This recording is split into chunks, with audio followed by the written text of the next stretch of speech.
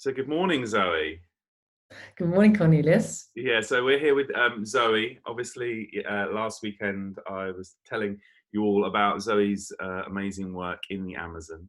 And so I wanted to connect with Zoe and just find out a little bit more about it because there's so many layers to what you're doing. And rather than me spend 15 minutes telling everyone what you're doing and the work that you're doing with these tribes in the Amazon, I thought we'd perhaps have some time for you to explain it to us.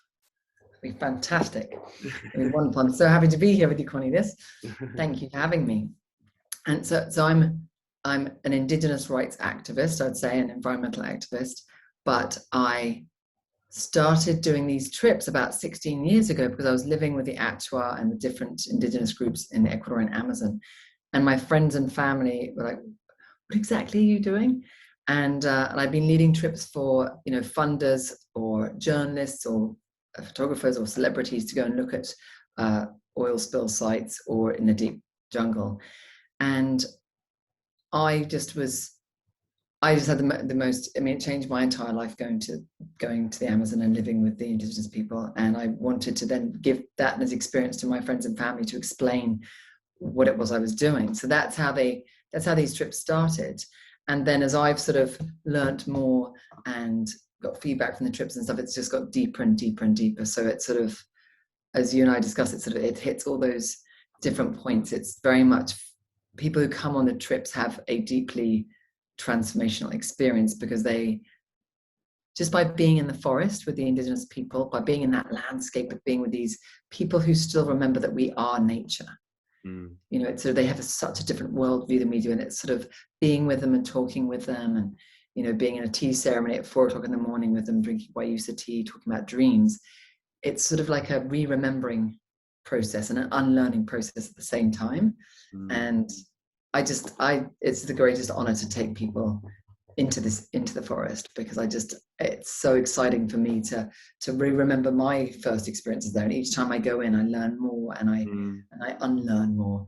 And I love leading the trips. I love seeing other people go through this experience too.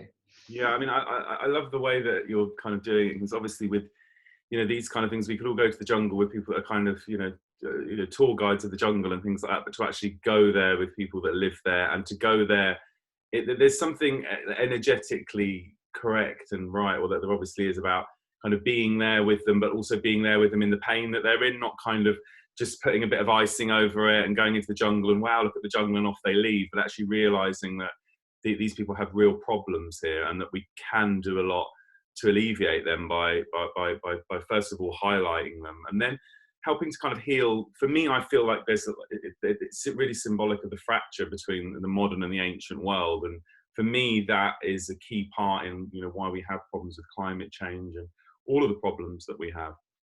So I think connecting everything on this kind of much deeper level is where we all need to go. And I think with this view of just healing, and for us it means not just about what we're doing in the jungle, but how we're living at home. And for me, it's about helping people to kind of reignite something within them, like you say, this sitting around talking about dreams. I mean, when do we do that? When did we wake each other up to speak about what we dream about?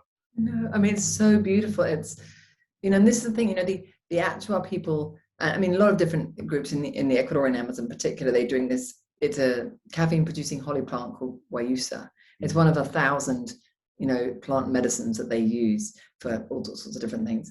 And they wake up every single morning and they drink this tea and they sit around the fire and they talk about their dreams and they work out what they're going to do from the dreams. They are a dream culture. They're guided by dreams and visions, and we're all able to do that. And when I take people into the jungle, there's a lot of like clearing ceremonies and rituals to sort of clean the toxicity of the outside mind or the city mind, so that you can begin to listen once again to nature. And these people, they're incredible because they're sharing with us deep wisdom that they've had for thousands of years, because they know that the Sapra people know that they're going extinct, and so they're sharing their wisdom as they leave. And and they're standing. It's incredible. I listen to Indigenous leaders and they say, we are fighting not only for our children and grandchildren, but for your children and grandchildren, even though you're asleep, you in the modern world. we're fighting for you but until you wake up, we're going to look after future generations. And it's just incredible that they can be that elegant and gracious towards us who are driving the destruction of their ancestral lands. And so, so all the people that in the territories that I take people to visit, they're all forest defenders. They're all, politically active. And particularly the women, there's a big rise in the feminine, because the women, often it's male oil workers coming in to talk with male leaders. And the mothers are just saying, we're the custodians of future life, and we're now organizing. And of course, it's a lot more dangerous to be a female forest defender than it is a male forest defender, because of sexual violence and physical violence. And so it's incredible to see the sort of the rise of the groups of women coming together. There's an organization called Mujeres Amazonicas, to 6 different indigenous nations of women all coming together to protect the forest and life, and especially the spiritual connections in the forest. And so on my trips we have, we meet with those people as well. So we hear about sort of the political side and what they're dealing with, and we do a lot of spiritual ceremonies. But to them, it's all the same.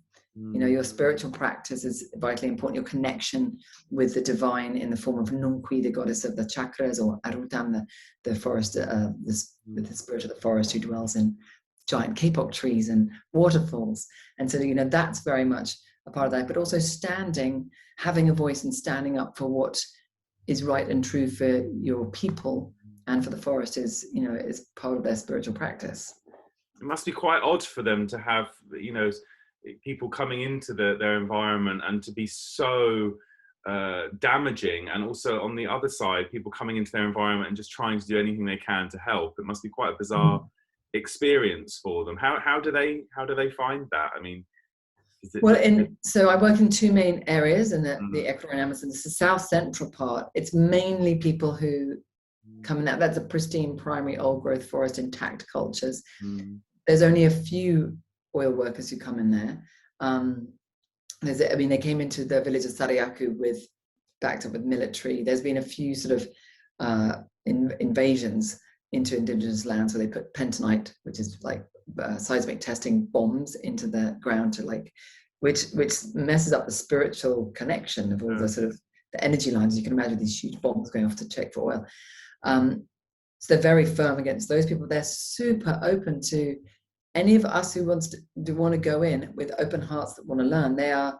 They welcome us like family. It's incredible. And up to the 70s and 80s in some regions that I go to, it was like you did not go in there because they are fearsome warriors, and you'd have been killed and your head shrunk. And but through dreams and visions, they've been shown that they must have connections and allies in the modern world. I'm sure we've talked about this before, but there's a beautiful prophecy. It's an Andean prophecy of the eagle and the condor. I don't remember. No, explain it, tell us. It's so beautiful. So it's looking at time is broken up into patakuchis, which are 500-year periods. And they're either governed by the eagle, which is the thinking mind, the material, sort of more masculine. And then there's the condor, which is seen as more organic, more feminine, more sort of earth-based. And since the 1890s, we've been in the time of the eagle, and that's the Industrial Revolution and all the sort of like the brilliance of the human mind. And neither is better or worse than the other; they're just different. But the prophecy is told thousands of years that at this time when we're in, for the first time in human history, is going to be an era where the eagle and the condor will fly together in the skies, and we've just entered this. And so it's a time when the masculine and the feminine must come together, the organic and the industrial, and the ancient and the modern. And it's so looking for those connections and looking at the ways that we can balance those in order to move forward together. And all the peoples that I work with are very open about, people come with the right heart and the right spirit. And that's why it's funny when I lead these trips, I take not very many people, and it's like people they read about it, they hear about it, and it's like, boom, they have a dream that it keeps niggling. It's like the forest calls you when you're ready. And when it's not time, it's like, and it's like a block that happens. And, and it's, it definitely happened at the right time for me when I first heard that calling. And I just couldn't get out of my head. And I was like, how on earth am I ever going to get to the Amazon? And then, of course, the path, when I was like, okay, I'm committed.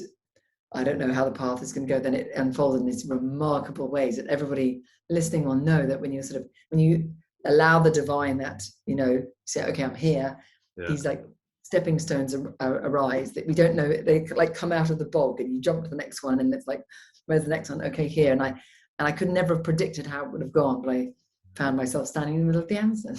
It's funny what happens when you kind of just open yourself up and you're afraid and you don't know how and you're overwhelmed and you just start putting one foot in front of the other, and all of a sudden the stones start to come and appear and create the path. I think I just, for me, this kind of work you're doing, it's so real and it's so emotional and it's so grounded and it's so powerfully transformative. And I just think that a lot of the time now we spend our time talking about net zero and degrees and, how this affects us and what's going to happen to us and how are we going to be, and then and what we lose in that, I think, is the real personal nature of what's happening, the personal tragedies and the personal inner transformation that we all need to have in order to reconnect with earth, in order to reconnect with nature. And there's so much of what we're going to learn about in the jungle we can come back and really apply to our own lives and live from a deeper place in our own lives. And it's this place that actually changes people's behavior. Living from this place changes people's behavior. We become more conscious, we become more considerate, we become more compassionate, and we start thinking about what we're doing, how we're spending money, how what we're doing is polluting. And I think the work that you're doing makes it very, very real. And for me, I think that's what's missing in a lot of this drive to save the environment is the real emotional centerpiece of it. And I think for a lot of people it's hard to go to that place because it can be uncomfortable, and we see a lot of the you're seeing what oil producers are doing in the Amazon. It is shocking, but it's these places that our hearts need to go in order to shine light and in order to kind of heal themselves. So it just makes it all so real. And I think when you go on these kind of trips, that's the life-changing moment, isn't it? And I mean, that's exactly, and I totally agree when people say to me, what can I do to help the Amazon? What's the first thing? And it's like, work on yourself. And it seems so ridiculous. A dear friend of mine, Felipe, talks about reforesting the mind, and it's like, this is where we start, and healing those traumas, healing our childhood stuff, going within. That is the best thing we can do to support the entire planet, because once we're healed, then we can be a clearer conduit, then we can really show up in ways that we can't do before. And I think that's something that when one feels super overwhelmed with all that needs to be done, if we do a little bit just to heal this, we're taking a step towards being able to be of greater use, because then we're part of if we're functional, if we make sure that this cell is functional as part of the whole, then we can change the whole world. Yeah, just making it all far more real and far more purposeful. And what I notice at the moment is people making decisions like, oh well, I won't use plastic straws, or that's okay, I just don't use plastic straws, and I complain about plastic straws when I'm in a hotel or whatever, like that, and as if that's enough. But it just isn't. It just isn't. And actually what we need is this whole kind of deep inner transformation. And what people don't realize is we talk about the sacrifice of what we have to perhaps give up, or what we have to reflect on, or eating less meat, or doing this or doing that to help. But actually it's not just about our sacrifice. It's about what we gain from reconnecting with the earth, changing our relationship with it, and healing it and living on it. But I think healing it and living on it, it's so abstract for people. People can't get their heads around the fact that we may be behaving in a way that limits or stops our existence on this planet. But actually, when you start making it, actually you feel you start explaining to people the problems that you feel within yourself. They're born out of a lack of connection. Everything that's going on here is born out of a lack of connection. Then we can really, really start seeing how these type of experiences and the work that you're doing is really important. And lots of people do feel overwhelmed, but by picking something and just focusing on it and just starting to help those in need and the issues support the issues as they come up, this is what we all need to do. And that's why I think your work is so important too, because you're helping people to get the place where they can hear that tiny voice inside of them, calling them to their passion, their purpose. And unless we still this, then we can't hear the call of the soul, you know. And so that's why it's sort of, I can't wait till you come to the Amazon too. But I love your teachings on a daily basis. Yeah, no, thank you. I'm looking forward to coming to the Amazon and spending some time in the jungle. I've felt the call for a long time now. When I was younger, I went to Mexico, Guatemala, and found the kind of the beauty in the indigenous communities, and just noticing at the time I was only 18 years old, but just really feeling the difference in how people were meeting me and talking to me, and the openness and the innocence, and also all the tragedies and stories. I heard some things that really just opened my eyes. You think, wow, how is this allowed to happen? How are human beings sitting there, and we're all going on, we're all going to COP, and we're all saying that we value this and we value that, and you've got these people screaming in the Amazon saying, protect us and protect our jungle. Like, where is the disconnect? What's going on? I mean, I vision one day that COP is hosted by Indigenous people, and they decide the agenda, they decide what we're speaking about, they decide what we're doing. You know, we need to give nature back to nature, and part of that is finding the custodians of nature and you know, giving them voice and giving them space to talk. So absolutely. You know, it's really powerful work, and it's what we all need to start doing at the moment. So I'm thrilled to be able to offer you know, people that have joined us on Retreat for Body Mire or on our newsletter. I'm thrilled to be able to offer them this kind of experience. And you're going to be doing more though, aren't you? Because this one we only had a few weeks notice. I know you had a tight invite list to this, and we only had a few spaces that we could let go at the end. But over the long term, you're going to have more dates. Yes, so I'm putting on some dates in January and then possibly in July. So I only do 2 a year, just because I just do two a year so far. Yeah. So I have a little person as well, and she comes on some of the retreats, but not on all of them. So yes, I'll be putting out the dates for January soon and July soon. So we've got to work on which one you're coming on. Yeah. No, like I said, I cannot wait. I can feel the jungle calling already. So it's a definite. But so what we'll do is kind of share those dates with people, and there's a whole spiritual element to what goes on, and the shamanic teachings, but we kind of let the shaman speak for themselves and let that journey unfold as it's there, because it's so profound and it's theirs to explain, isn't it? And just for obviously people kind of studied with me and, you know, my particular wisdom and how I would go all over the world looking to find these authentic sources of wisdom, and this is one. So it's why I kind of, you know, want to make it clear that there's a really kind of exciting journey there to be had for everyone that's going on it. I mean, we're so lucky because we work with beautiful shamans from all different indigenous traditions, and I think that's what's so.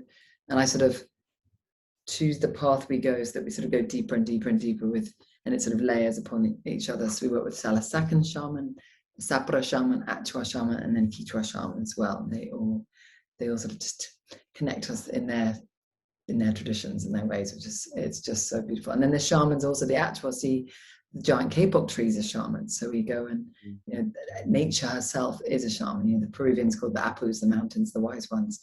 And so we go to a lot of these, you know, sacred waterfalls and precious places, which they all do yummy work on us. And even the sounds of the forest, you know, the when you're just standing in the middle of the Amazon and the of all the different bugs and insects and birds and creatures, and if you just close your eyes, it's like you feel like your whole body is being recalibrated. It's like an initiation in itself. I mean, it's just incredible. It's just incredible. So will you please tell us more when you're in the jungle? Could we perhaps link up via lives and keep people connected and tell people about how you feel on different parts of the journey and what's coming up? And definitely, that'd be wonderful. Have a couple of lives with you. We'd really love it if that's okay. That'd be amazing. Some of the places we don't have internet, they've just got internet. They've got satellite dishes in a few places, so we'll have to see how strong the connection is. But I can definitely do videos for you too. Yeah. If you can record, even if you can record and let us know just a couple of moments of your journey, letting us know where you all are with it. It's for a lot of us, you know, even if we can't go to the jungle, we're really, really fascinated, and I think just becoming aware of this, because there's a lot we can do at home as well, isn't it? As aside just from coming to the jungle, there's so many things that we can do at home. I mean, I was, you know, a good strong meditation practice, doing our own work, healing our own trauma. But then, you know, even if you've got a house plant in your house, you know, spend time in conscious connection with that. You know, I think you know, all relationships need work and energy. And so, you know, if you're not too embarrassed to go and hug a tree in your local park, go do that. Luckily, I live in Wiltshire, so I can hug trees without anyone seeing. But you know, it's like that. Find the ways that feel delicious for you. You know, even if, you know, that beautiful spring weather. You know, lying in Battersea Park or wherever, you know, your local park is, lying on the earth, your whole body in connection with the earth, and just spending some moments in connection. I mean, that is incredibly transformative if done, you know, consciously, I think, for me. Yeah, no, absolutely. And I think a lot of people don't realize that it is our connection with nature that has caused this, and then the split with it that's caused, you know, all the problems that we have. And so once you start to see that, you do start to realize that, yeah, aside from just, you know, having trips and educating myself, it's also about the responsibility of connecting yourself back, you know, because then all your actions kind of flow from that. I mean, I'm sure after you went to the jungle and you had your experience and all of this, you know, reconnection, that all of this work has come from that, which is great. If we can have everyone having that experience in one way or another, or like you say, maybe it's their local park where they just go and connect with a tree or connect with nature and think, actually, do you know what, I really can take 10 minutes to walk around and pick up the cans and throw them in the bin. You know, it's that kind of, and we kind of get mistaken into thinking, oh, well, that's just a small thing, what's that going to do? But it's going to change you, and then you do one small thing, and then you do two, and then you do three, and then you do four, and then, you know, and there's also loads of work they can do with you, helping and support the tribes as well when they're at home, isn't there? Yeah, definitely. And that's the thing, it's like, find what lights you up, because we're all lit up by different things. And you know, I have a daughter who's 4, and she, you know, whenever we see rubbish, she naturally wants to pick it up, which can be tricky when we're in Ecuador because there's a lot of rubbish. People just throw stuff out the windows. But they people, you know, see them driving and they're like, what's that child doing? And she's there picking up the trash, and I'm like, you know, and it causes people to pause. So even if you're consciously doing that and connectively doing that and doing it, it's almost like a meditation. It's an offering to the earth. Thank you. I'm cleaning up. We can do it super consciously, and you never know who's going to see you doing that and how it's going to impact them. And you know, we're all bees in a hive. We all impact each other. So it's whatever it is that excites you. And I think your work kind of, so many threads of it really symbolize and are everything that we kind of need, that pull in this sense of reconnection and help focus people's minds on, you know, not just problems, but also the great wealth of kind of wisdom that we have from the jungle. So and there is hope. Sorry. There is hope, exactly, and I think that's the thing, isn't it? It's letting people realise that there is stuff we can be doing, and there is stuff we can be working on. They don't need to bury themselves, their heads in the sand, you know. And also, there's so much more than just these politicians running around, you know, saying they're doing stuff and then nothing happening, and half things happening, or everything that happens is focused on the management of a problem, the control of a problem, and not the actual healing that we need. And that's why one of the projects I'm focusing on now is an amazing Indigenous leader from the Atwa territory is running to be hopefully the first governor of the state of Pastaza, which sort of goes from jungle frontier towns and then deep into the jungle, right down to the border with Peru, covering huge amounts of Indigenous territories. And he just, even if you run as a politician, you're Indigenous in Ecuador, you put a big target on your back. And he's like, you know, I have to do this to the forest. And so, you know, finding people like that, and, you know, I'm supporting him with anything I can, any way I can, because he's putting his neck on the line to stand for the forest and get into politics and do it very differently. And that's why it's dangerous, because he's incorruptible. You know, I was with him with Ed and Aurora actually, and we were in his hut, and he's sitting there with his wife, and he was at we were at COP26 together, and we were staying in the Earl of Glasgow's castle, and he's travelled all over the world speaking on behalf of the forest, and he sat there, and he's in his hut, and he's like, I have 2 sheets and a blanket, and everything else I've made in my house from the forest, and it's enough. I have enough. I have all my family around me. I have my gardens. I have the fish in the rivers, and this is enough. And he's like, I've been in castles and I've seen your world, and this is enough for me. Which is why he's incorruptible, because what's important for him is clean air, fresh water, and family connections and community. And so that makes him it's hard to corrupt someone like that, which is what makes him dangerous. And I think that we can all learn a lot from that. It's like integrity. Totally. Yeah. Like, that's why we've got to get him in there as a politician. We've got to get him in there as a governor, because God knows what he would, because he would run it on indigenous principles, as it should be. We need 5,000 of him. That's what we. I know, exactly.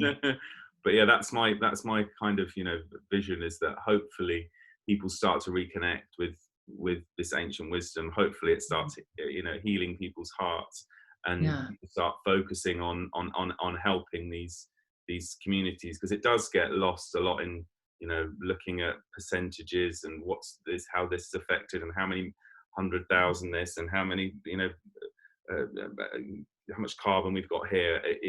A lot of the personal nature of all of this is lost in that. And your way, and the way you are, and the work that you're doing, it is fearless. You yourself are fearless with it, and your heart's open with it, and your work is very open-hearted. And so it's not very often that I'll kind of unreservedly recommend these kind of spiritual explorations, but there are a few places in the world where we can get that real authentic taste of wisdom, and one of them is these beautiful jungles with these beautiful people who are suffering so much. And Body Mire's going to be looking at those. We're going to be looking at ancient wisdom from India and Tibet. We're going to be looking at ancient wisdom from Australia, and we're going to be pulling together all these threads and try to weave this blanket of one wisdom, which is kind of like the wisdom from all over the world, and getting everyone to thread in from that. And I couldn't think of a better person to initiate that or to begin that with than you. So yeah, thank you very much for letting us share this journey in your work. And how do people find you? How do we stay in touch with you and what you're doing? And well, I'm not a Facebooker, sadly. I post things on Instagram, so I'm just at Zoe Tryon on Instagram. And then also I have my website is zoetryon.com. I haven't done much work on it, but if you sign up for a newsletter, I will write one at some point. But Instagram's really the best way, because I don't really like spending much time on social media. So I put out information there about trips, or about things that I'm raising funds for, like Domingo at the moment, or anything, or also amazing people that, because what I love is highlighting indigenous voices, getting them into rooms they can't get into until they can. And so if there's an amazing project I come across, a lot of grassroots stuff, then I'll put it on there, and then put links to there where you can go further to sort of connect with amazing people. So that's probably the best way. So to connect with you on Instagram, Zoe Tryon, Tryon, and zoetryon.com. And you've got the trips. Name of the journey. It's One Tribe Journeys, is it? Yes, one of the tribe journeys.com. One of the tribe journeys. That's the website with trip information on it, and you can read everything about the trips there. I mean, I sort of put, people like to know schedules of what we're going to be doing, and so I put some schedules, but it's very much we go with the flow as well. And I don't want to put everything in there, because it's I want the mystery and the magic to arrive when it arrives. So that gives you a little taste of what's on offer, and then and much more. The rest is a surprise. I love that, because there's so much about the kind of Western mindset that everything needs to be have a time on it and structured, and so much about when you go to these places. Like I've travelled to kind of in places in the middle of nowhere in India, where they've got these kind of links to ancient wisdom, or Southeast Asia, and when you go to these kind of places, you lose all sense of time, don't you? And the people that live there don't live by this kind of structured way. So I often say to people, some of the, you know, people that I've said, oh, go to India and go and visit this teacher or that teacher. I have to say, you have to throw all your ideas about what you're going to be doing and how you're going to be doing it and when you're going to be doing it out the window, and just go on their time. And, you know, and the ones that do, they have the best experience. But if you start, you know, trying to over-organize everything, it gets too much for the brain, the Western brain, to handle, doesn't it? Totally. Yeah. Don't let go, exactly. It's all surrender, and then that's when the magic happens. That when, you know, it's oftentimes when things don't go as planned, Yeah, that the most wondrous things can unfold. So yeah. I always am excited by those, and you know, if you're used to an area, like I'm very used to the Amazon, so that nothing really phases me that goes on there, because I've got amazing Indigenous contacts, so I can handle things any better than anyone else. But I really trust all my Indigenous friends. So anything that happens, we're like, oh, what's going to happen now? I'm curious. It's going to be more fun. And it's always much more fun when things don't go according to plan. Exactly. That's all part of the trip, isn't it? Yeah. Well, thank you so much for taking some time to talk to us. And yeah, we'll put all of the details and website and where they can catch you. And your next trip is only a couple of weeks away, isn't it? But you've got like a few places left. So what's the date? I've got a couple of places left. Yeah, so it's very soon. But if someone's trying to go, yes, there's a couple of places left. It's the 10th of June, so literally around the corner. I don't know, there's like 3 weeks away, a little less. And it starts from Quito in Ecuador. So you can look up flights now. It's the 10th of June to the 23rd of June, and all the information is on oneofthetribejourneys.com. Yeah, we'll put the link to that, so you can in the newsletter and in the bar of the videos, so people can go and explore that. And if they've got any questions, if they can, I'll put your contact details. My email, definitely. And I've even had people, you know, I've had one guy ring me the day before the trip was starting, and he was just like, I've just heard about this. Can I come? And I was like, absolutely, you can. And, you know, so you never know. So yeah, so if you feel that call, there are spaces available. Yeah, if you feel the call of the jungle and you're looking to do something spontaneous and change your life, I think, you know, there's many experiences that we talk about being life-changing, but this is on a kind of different level. And so yeah, if you've got the time, and a lot of people are finding themselves, especially after kind of 2 to 3 years, nearly 3 years of kind of lockdown and all this drama, they want to escape and reconnect. Yeah, this is the way. This is the way. I can't wait. I'm so excited. Yeah. Yeah, I'll be very jealous of your jungle journey, but I shall be watching intently, and look forward to hearing more about it and sharing more about you and your work. And just thank you so much for everything you're doing in the jungle. And yeah, I really hope that this is the beginnings of, you know, people starting to realize what we need to do to heal, rather than just running around the problem and thinking we can organize and fix the problem with the same consciousness that created it. And so, yeah, this work's really important. So thank you. Oh, thank you so much, Corny. It's just such a joy to be with you always. It's just heavenly. Thank you. Lots of love. Thank you.